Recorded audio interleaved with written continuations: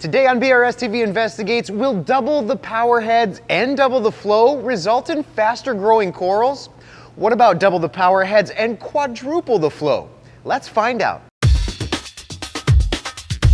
Hi, I'm Randy with this Friday's BRStv Investigates, where we put popular reefing gear, theories, and methods to the test by experimenting on our own tanks so you don't have to experiment on yours. And in today's experiment update, we'll share the results that we've been gathering for the last 4 months of testing coral growth rates in tanks with low to medium flow versus tanks with high flow. Today we'll get a clearer picture of measurable differences in coral growth, if any, between lower flow and higher flow tanks, which should reveal itself in differences by the daily amount of calcium and alkalinity consumption, or even more so by the actual mass or weight of the corals from tank to tank. And at the end, let's see if our eyes can tell any difference in growth by looking at visual comparisons across the tanks. It should be pretty interesting. Open and honest, from the outset of this test, I was pretty certain that we'd see undeniable differences in growth between low flow tanks 1 and 2 versus high flow tanks 3 and 4, which is certainly what almost everyone in the hobby would also suspect. But let's see how close my guess was as we look at the data we've gathered so far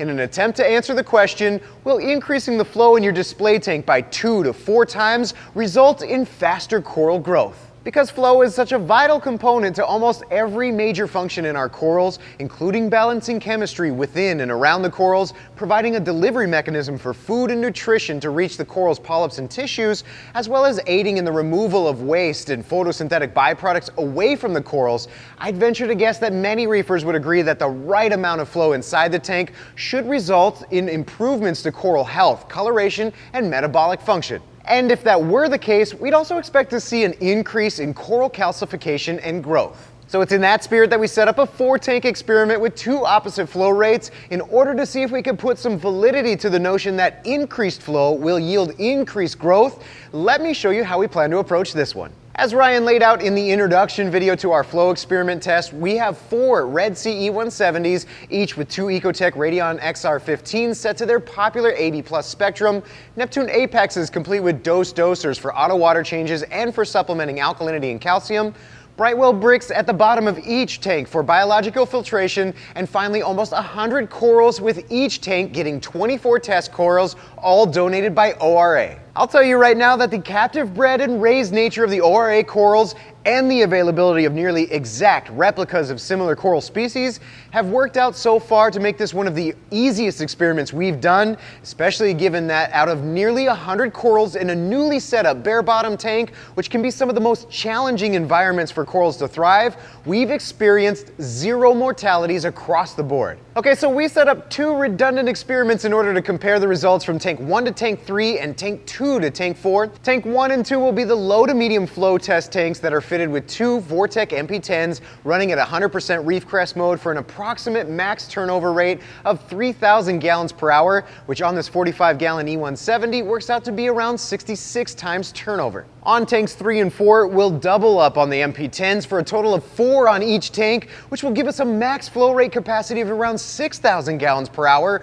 or 132 times turnover, with them also set to 100% reef crest mode. With a couple of months worth of data in the books, let's take a closer look at what we found, again by looking at the daily calcium and alkalinity consumption by comparing how much calcium chloride and sodium bicarb was dosed to the tanks, and then weighing each coral individually to compare the combined mass percentage gained in each tank. Starting with differences in calcium and alkalinity consumption rates, with 50% less flow in tank 1 compared to tank 3, at the end of 2 months we can clearly see that even with double the flow turnover inside the display, the corals in tank 3 really didn't consume much more than tank 1, and when comparing tank 2 to tank 4, we see nearly identical results across the board, which at face value seems like no real difference in growth. But let's take a look at weight of the corals themselves and see if it tells a different tale. Okay, so I won't bore you to death with a 96 coral by coral breakdown of the weight across all 4 tanks. Instead, we'll just observe the total combined weight increases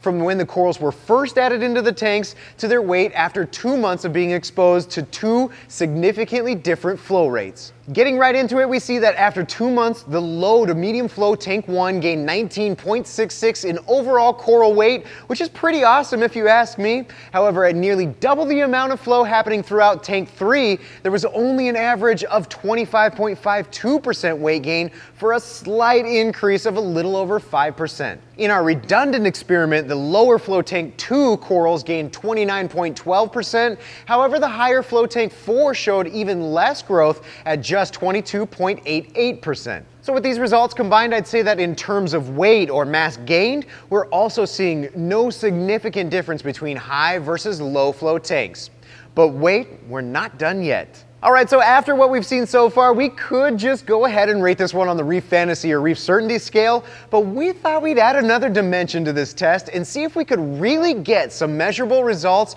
from varying the flow rates in our tanks. So with that in mind, we took this experiment to the next level. After seeing the results of 2 months of coral growth, we increased the flow gap between the two redundant experiments by reducing the reef crest intensity from 100% down to 50% on the low to medium flow tanks 1 and 2 for about a difference of 4 times less flow than the high flow tanks 3 and 4, and ran the experiment for another 2 months. Let's see if the growth story has changed. Right out of the gate, we see that tank 1 and tank 3 ended with nearly identical daily doses of calcium chloride and sodium bicarb, which are both about 20 mils per day of calcium and 45 mils per day of bicarb. Tank 2 and tank 4 echo similar results in their daily consumption, both ending pretty close to the same daily range as tank 1 and tank 3. I have to say that I'm pretty surprised that we aren't seeing a dramatic difference between 33 times tank turnover inside the display versus 132 times tank turnover,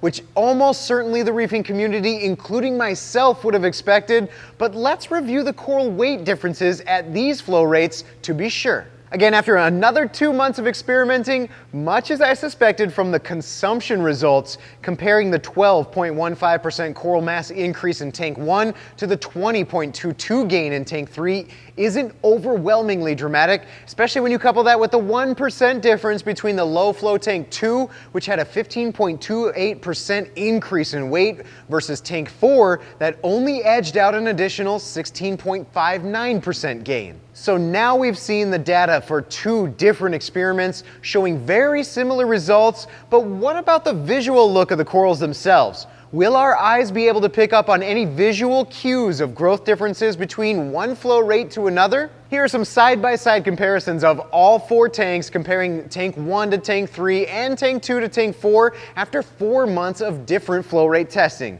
I'll let you decide for yourself if you can pick up on any changes.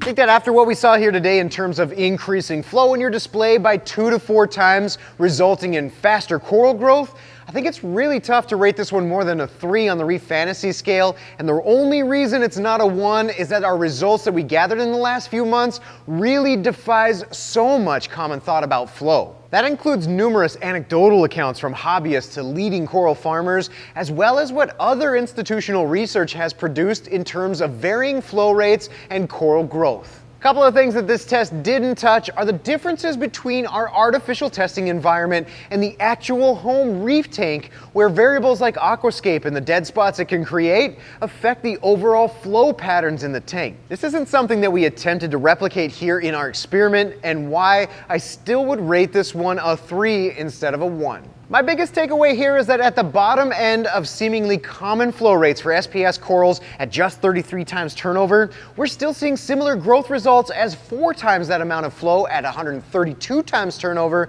when unobstructed by rockwork or substrate. So if we're able to achieve 33 times turnover in all parts of the tank, including dead spots, this might work in a real-world tank environment. You know, although we didn't find a massive difference from today's experiments, we might let this one play out a bit longer with even less flow or the added variable of some aquascape. But there is one thing that we do know for sure from the data we've gathered in other experiments like this, and that is that there's definitely elements of the tank that we can control and manipulate as hobbyists in an attempt to gain an edge in our tanks that actually produce eye-opening results. A shining example of that was the data we gathered in this experiment of elevated alkalinity, calcium, and magnesium levels that I'm sure you won't want to miss.